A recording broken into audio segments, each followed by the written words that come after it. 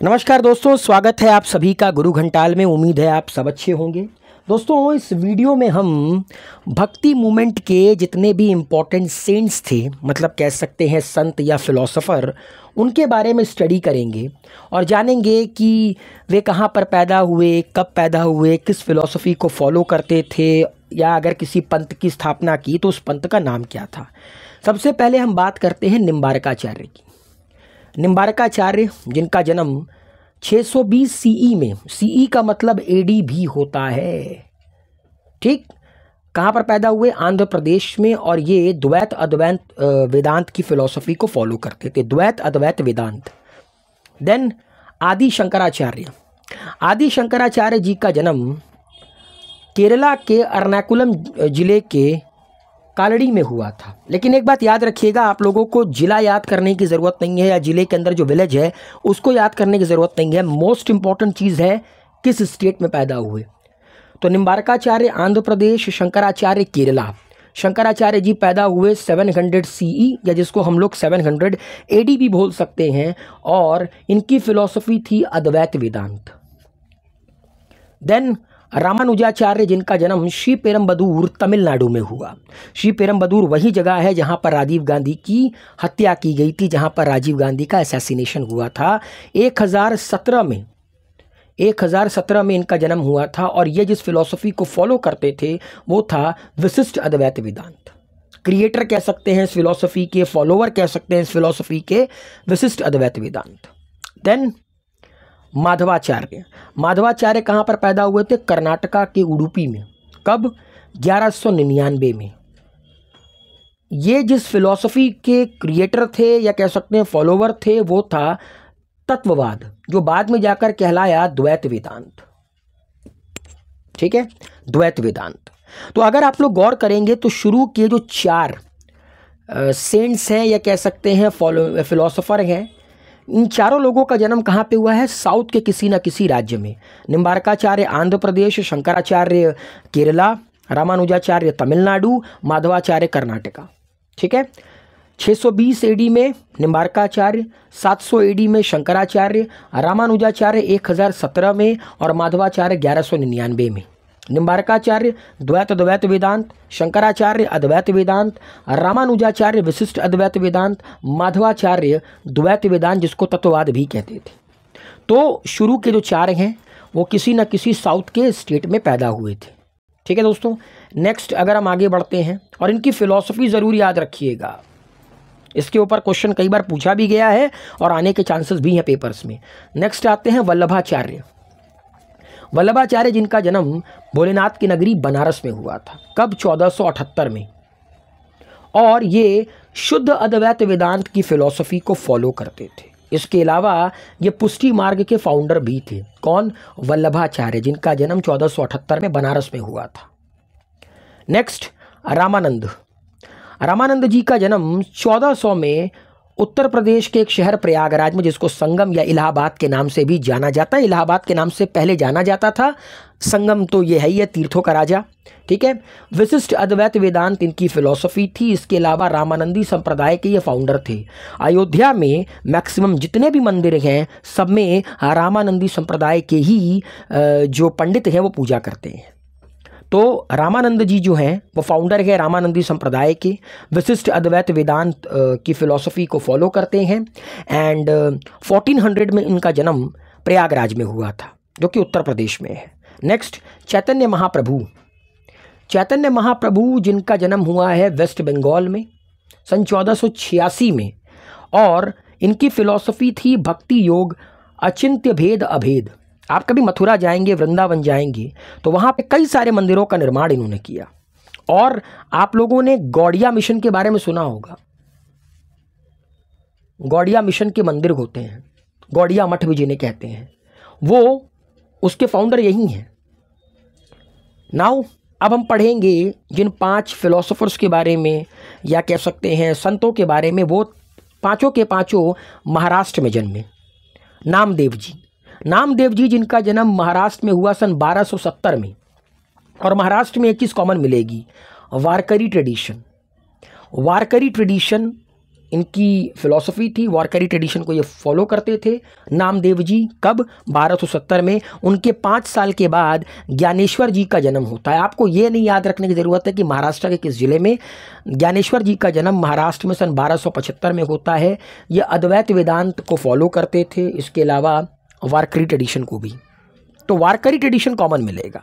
Then Samarth Ramdas, इनका जन्म महाराष्ट्र में हुआ सन 1400 में, और ये भक्ति योग इनकी फिलॉसफी थी, भक्ति योग। फिर आते हैं संत एकनाथ जी, जिनके नाम पर महाराष्ट्र के सीएम एकनाथ शिंदे जी का नाम पड़ा है। इनका जन्म भी महाराष्ट्र में हुआ। कब? 1533 में। अद्वैत वेदांत एंड वारकरी ट्रेडिशन। तो अगर आप देखेंगे तो ज्ञानेश्वर जी और एकनाथ जी में काफ़ी चीज़ें कॉमन है। महाराष्ट्र में पैदा हुए, फिलॉसफी भी सेम थी, अद्वैत एंड वारकरी ट्रेडिशन। हाँ, ज्ञानेश्वर जी 1275 में आए और संत एकनाथ जी 1533 में। फिर आते हैं तुकाराम।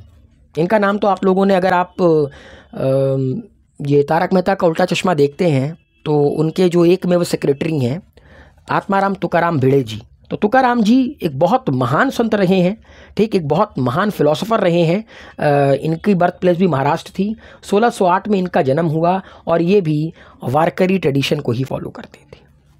ठीक है दोस्तों, तो नामदेव, ज्ञानेश्वर, समर्थ रामदास, संत एकनाथ एंड जो तुकाराम जी हैं, इन सारे लोगों का जन्म महाराष्ट्र में ही हुआ था।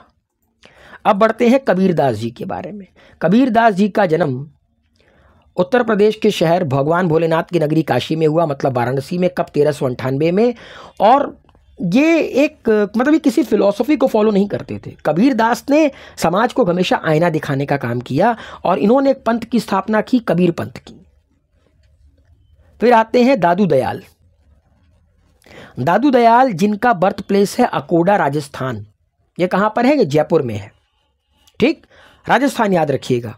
1544 में इनका जन्म हुआ और दादू पंथ के ये फाउंडर थे। दादू पंथ के ये फाउंडर थे।